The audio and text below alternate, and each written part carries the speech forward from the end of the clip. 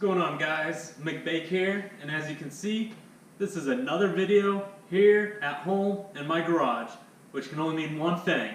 It's project time. Let's get into it.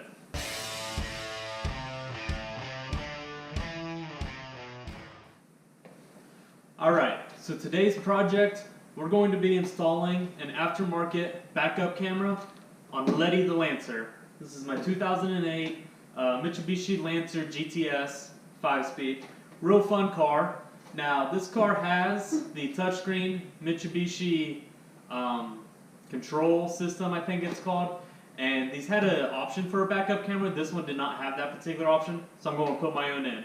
Now, this backup camera was actually a gift from the Master Apprentice. I'll go ahead and link his channel down below.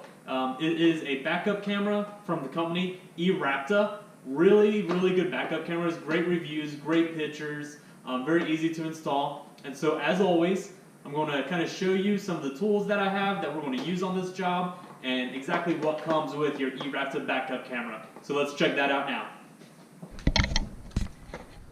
Alright guys, so here we are with the tools of the trade. This is everything I believe I will need to go ahead and get this job done.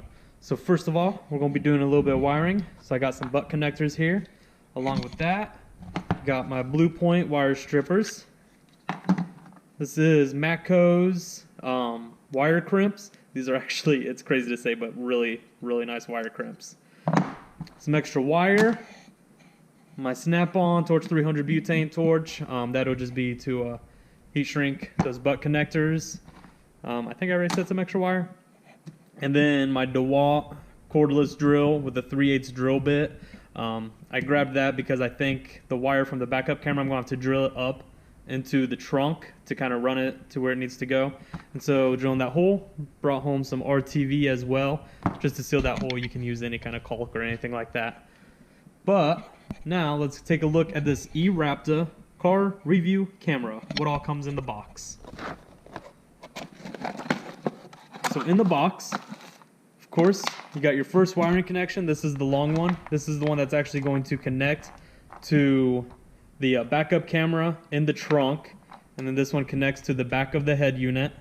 And then a lot of people get these, they don't know what these red wires are. Well, for your head unit to know that it needs to show signal, there will be a signal wire in there. And so these red wires, I just spliced that right in with the hot on the tail or the reverse lamp, same wire that I use to power the camera itself. You can connect that one where you connect the camera, connect this one to the back of the head unit. That way the head unit gets the signal, it knows to show the picture, and it will show the picture through there. So the next connection, okay, this one is the one that actually plugs into the backup camera, and then that's connected to your hot and ground. So this one and this one goes to the reverse light power. That one we're just going to connect to a ground.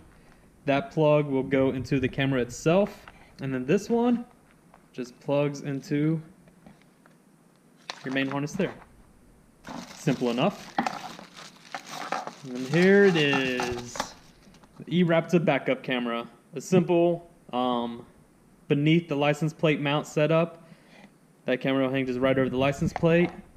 This wire here, that's what we're going to drill up into the trunk. Like I said, this one will connect to this harness here. So that's kind of the full picture. Backup camera into the power harness that's connected into the video harness that goes to your head unit. So that's kind of the full picture of what it's going to look like. Alright guys, first things first, we're going to go ahead and take this license plate off. I already got the trunk popped and the back molding taken off. Pop this off, kind of see where this lays, see where we need to drill a hole into the trunk. So let's go to fast forward now.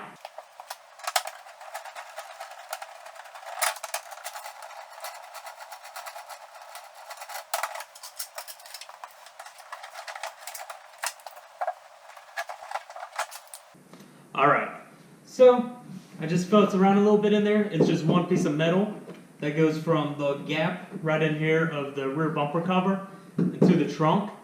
So let's get into the trunk. We're going to just drill a little hole right there. We're going to fish that wire through. So let's do that. Alright, so this looks to be like some pretty simple stuff. Just fill in through the gap of the bumper cover. that wire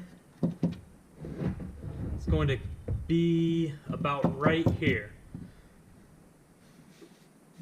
Actually, looking at this, the wiring harness for the reverse lights, since they're actually on my trunk lid, is on this side of the trunk, so we're going to go the opposite side. Yep, it's all clear right back here. So let's drill a hole right here.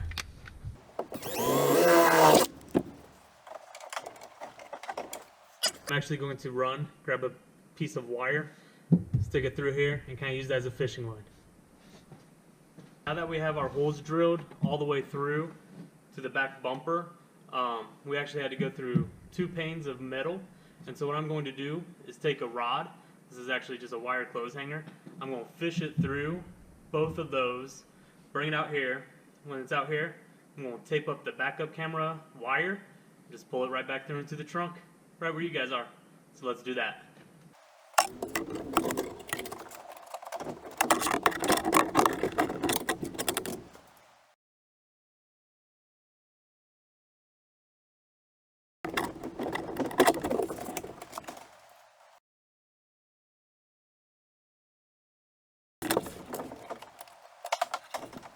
There you go. Backup camera wire is ran into the car where we need it to be.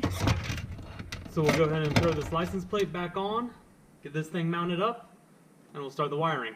That's the real fun stuff. Alright, while you guys were away doing Lord knows what, I went ahead and did a few small things here. As you can see, I RTV'd the hole shut that we made coming back into the bumper. From there, the connection to the camera, went ahead and put that together, taped it all up. The 2 wires coming from the camera, as well as the one that's going to eventually go into the head unit, got those spliced together. That's going to be 1 wire that is going to tap into our reverse light on wire up here. That way both the camera as well as the head unit has signal for when the reverse is going to happen. And then this is going to be our ground wire. Just put a little eye on that. Just mount it in the ground somewhere. If you're watching this and you don't know what a ground is, you connect it to the body of the car or the frame. So next step is going to be finding that reverse light, splicing a red wire into that, and then connecting that. As soon as we do that and we hook up our ground, we're done in the trunk and it's onto the head unit. Alright, so for the wiring, there's 2 ways about this. A, you can find a wiring diagram, nice and easy, or B, you can just follow the wires.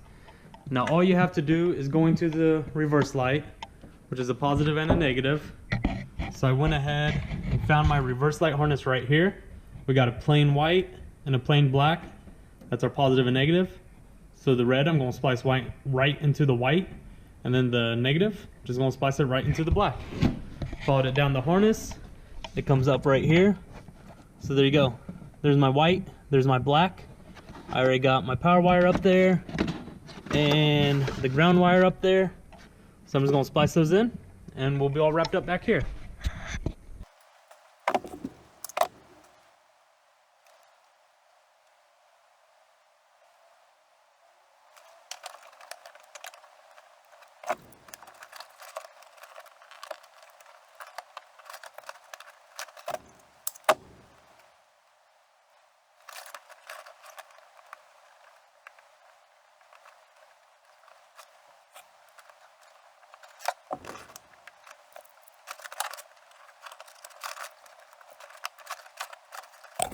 Alright, just like that.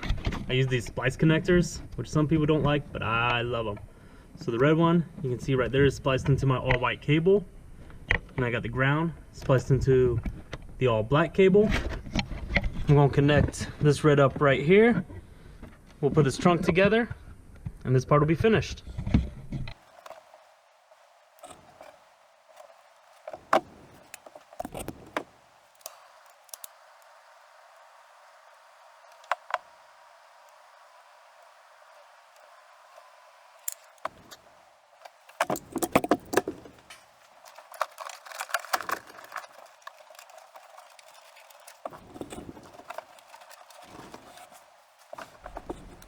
All right, so here we are behind the head unit. Now, like I think I said at the beginning, this is my factory head unit. It's the Mitsubishi multi-communication system. When you got this package on the Lancer, you had the option for the factory backup camera. Unfortunately, this one didn't have it. That's why I'm adding this backup camera now. But the benefit of that is this head unit actually has a connection for a backup camera.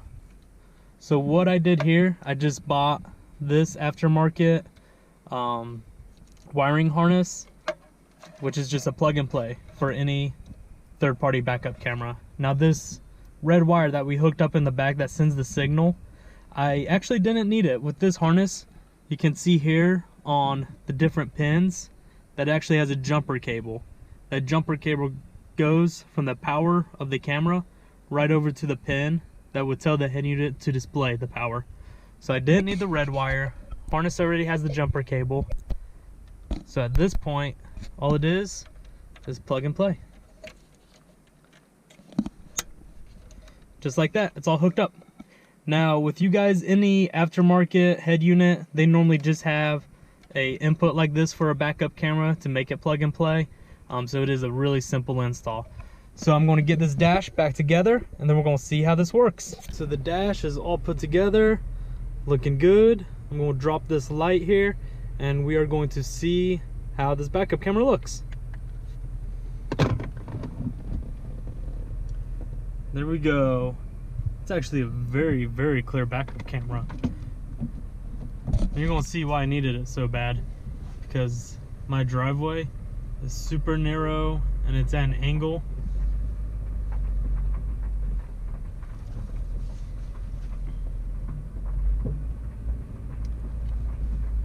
It's not super narrow, I guess, but I do have these brick walls on either side of my driveway. So look at that. Backup camera is so nice to have. Excellent. All right, guys, that's going to do it for this video. Again, I know I got some tool videos coming up for you, coming up very soon. So until then, like, comment, subscribe, notify, all of that kind of stuff. You know I got to say it. Everybody else does. So until next time, I'm McBake, and I'm out.